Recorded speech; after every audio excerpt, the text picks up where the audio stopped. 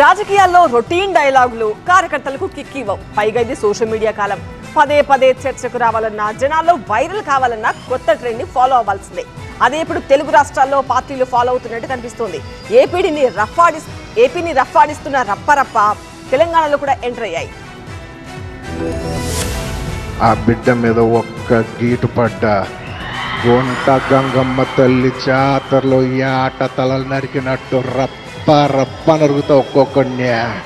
పుష్ప సినిమాలోని ఈ single dialogue అటు ఏపీ ఇటు తెలంగాణ రాజకీయాల్లో రచ్చరేపుతోంది.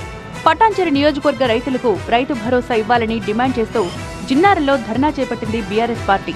మాజీ మంత్రి హరీష్ రావు, ఎమ్మెల్యేలు, ఎమ్మెల్సీలు హాజరైన ఈ కార్యక్రమానికి బీఆర్ఎస్ కార్యకర్తలు భారీ సంఖ్యలో పాల్గొన్నారు.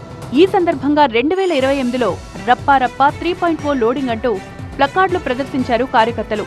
దీంతో ఈ ప్లకార్డ్స్ టీజీ పాలిటిక్స్ లో హాట్ టాపిక్ గా మారాయి. మరోవైపు రప్పారప్ప ప్లకార్డ్స్ పై ఏపీలో రచ్చ కొనసాగుతూనే ఉంది.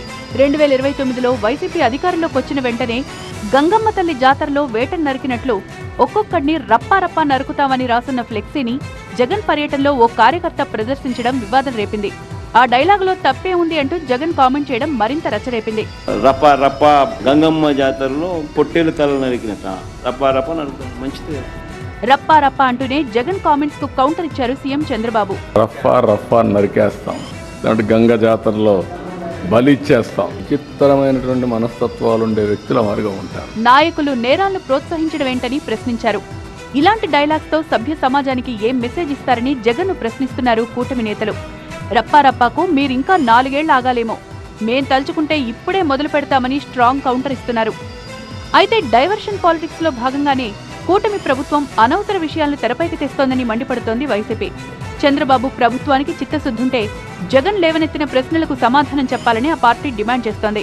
మరోవైపు జగన్ రెంటపాళ్ల పర్యటనలో ఈ కార్డులు ప్రదర్శించిన వైసీపీ కార్యకర్త రవితేజకు 14 రోజుల రిమాండ్ విధిస్తూ ఉత్తర్వులిచ్చింది సత్తెనపల్లి కోర్టు.